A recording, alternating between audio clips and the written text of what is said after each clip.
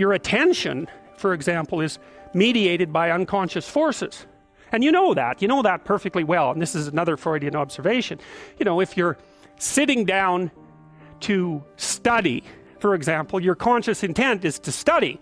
But you know perfectly well that all sorts of distraction fantasies are going to enter the theater of your imagination non-stop and annoyingly. And there isn't really a lot you can do about that except maybe wait it out. You know, so you'll be sitting there reading and your attention will flicker away. You'll think about, I don't know, maybe you want to watch Jane the Virgin on Netflix or something like that, or maybe it's time to have a peanut butter sandwich, or you should get the dust bunnies out from underneath the bed, or it's time to go outside and have a cigarette, or maybe it's time for a cup of coffee, or it's like all these subsystems in you that would like something aren't very happy just to sit there while you read this thing that you're actually bored by, and so they pop up and try to take control of your perceptions and your actions non-stop. Maybe you think, well, this is a stupid course anyways, why do I have to read this damn paper, and what am I doing in university, and what's the point of life? It's like you can really get going if you're trying to avoid doing your homework, and then you might think, well, what is it in you that's trying to avoid? Because after all, you took the damn course and you told yourself to sit down. Why don't you listen? Well, because you're a mess. That's basically why. You haven't got control over yourself at all, and no more than I have control over this laptop. Okay, so there's the memory function of the unconscious, and there's the dissolutive function. That's an interesting one. The unconscious contains habits, once voluntary, now automatized, and dissociated elements of the personality, which may lead a parasitic existence. That's an interesting one. I would relate that more to procedural memory. You know, so what you've done is practice certain habits, whatever they might be, let's call them bad habits, and you'd like those things to get under control, but you can't. So maybe when you're speaking, for example, you use like and you know, and you say a lot.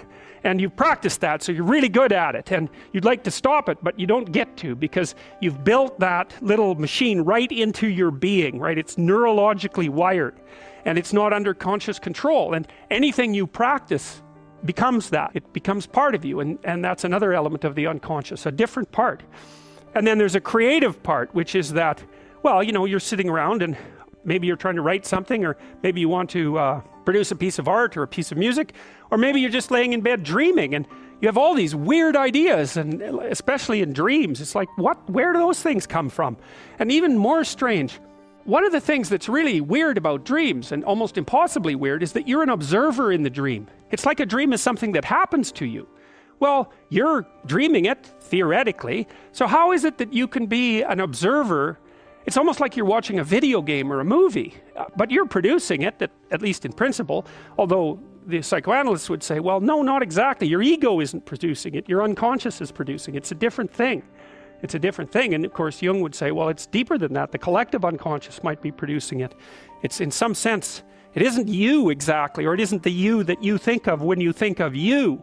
And that's the ego from the Freudian perspective, the you that you identify with. That's the ego. And outside of that is the unconscious. The id, that's more the place of impulses, and you could think about those as the biological subsystems that can derail your thinking, right? And that govern things like hunger and sex and aggression and your basic instincts is another way of putting it.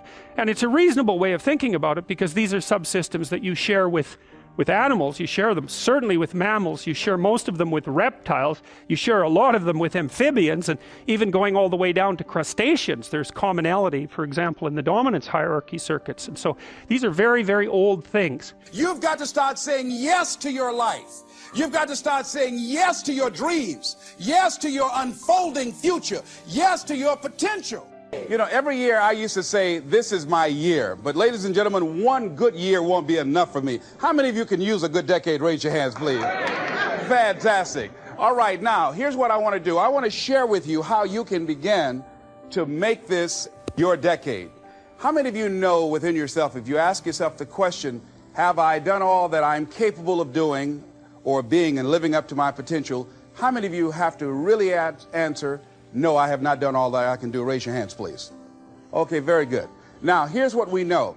That people don't do what they know in life, but what they do is they operate within the context of the vision they have of themselves. So what I want to share with you is how to begin to get a larger vision of yourself and how to begin to make this your decade. Because in order to do that, it's going to be very challenging. It's going to require a lot of work on your part, an ongoing process of personal and professional self-mastery.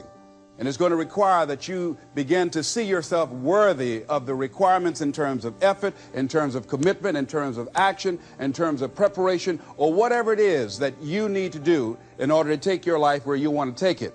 So one of the first things I ask you to do is I want you to look at your life right now and think about something that's important to you, something that gives your life a sense of value. Think about something that you'd like to have, or something you'd like to create for you or your family or for society. I want you to hold this thought in mind. Now, one of the first things I want you to do is don't worry about the inner conversation that you're going to have. Don't worry about how you're going to do it.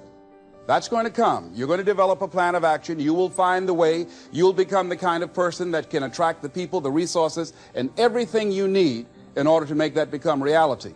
But I want you to be mindful of your inner conversation. I remember once I was sitting in an audience, and Zig Ziglar, who I consider one of the greatest motivational speakers on the planet, he was giving a speech, and I was out in the audience, and I saw him going back and forth, and within myself I said, I'd like to do that. I can do that. And I leaned over to the guy next to me. I said, how much do they pay him to do that? And then on the way home, when I was driving from Tampa, Florida, back to Miami, Florida, my inner conversation kicked in, and it said, Les Brown, you can't do that. You don't have a college education. Les Brown, you can't do that. You don't have the money. You don't have the contacts. You've never worked for a major corporation. What makes you think that you can make more in 1 hour talking than you've made working for a whole month? Now, I want to ask you a question. How many of you have ever thought about something you wanted to do and you talked you out of it? Raise your hand, please. That inner conversation, ladies and gentlemen, is the reason that most people take their greatness, take their ideas to the graveyard with them. You know, the wealthiest place on the planet, a minister said recently, and it was so true, is not the gold mines in the various areas of the world or the diamond mines. The wealthiest place on the planet is the graveyard.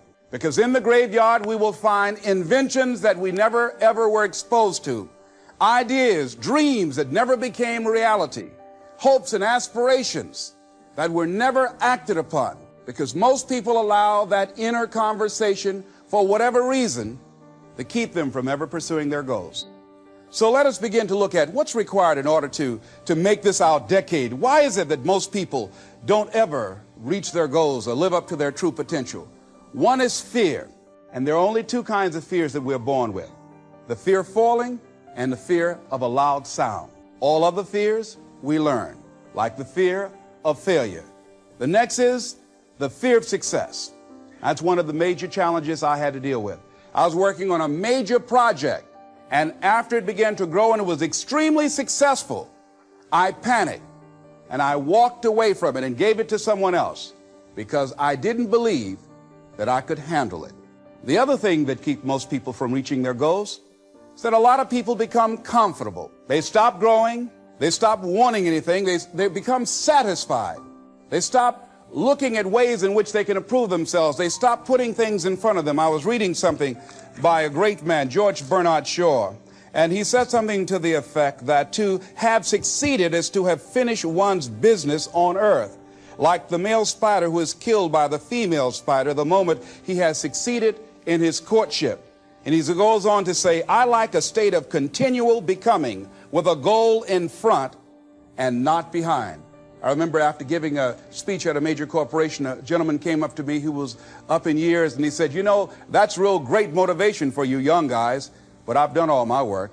There's nothing else for me to do. I said, oh, yes, you've got a lot to give. You have a lot to offer. The fact that you're still here means that your business is not through yet.